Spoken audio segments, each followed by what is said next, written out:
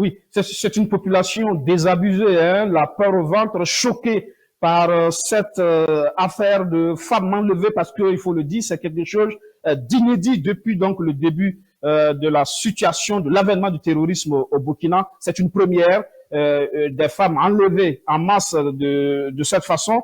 Et donc, c'est vraiment le choc, c'est l'inquiétude. Les populations se demandent si on est en train d'assister à un tournant justement dans la stratégie des groupes terroristes. Et donc, elles donnent de la voix, ces populations-là. Rien qu'aujourd'hui, les populations au niveau de la ville d'Arbinda ont manifesté pour réclamer justement un ravitaillement de la localité en vivres. Appel visiblement entendu puisque quelques heures après, justement, il y a eu un ravitaillement par voie aérienne.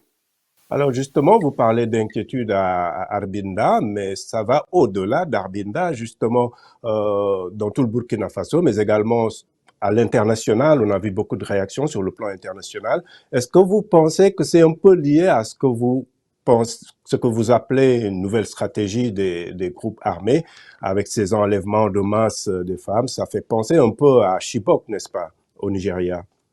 Oui, effectivement, vous avez tout à fait raison. On pourrait penser à la situation nigériane. Hein.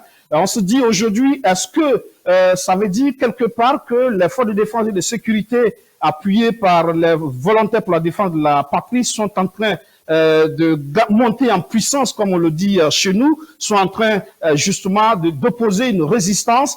Et c'est peut-être pour cela que les groupes armés terroristes sont en train de changer de stratégie en s'attaquant aux couches vulnérables, notamment les femmes désarmées, sans moyens de défense.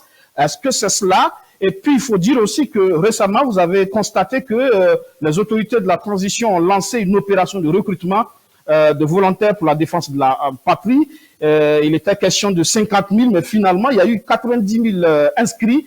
Et donc, ça veut dire qu'il y a de plus en plus de l'engagement dans la mobilisation populaire dans le cadre de la lutte.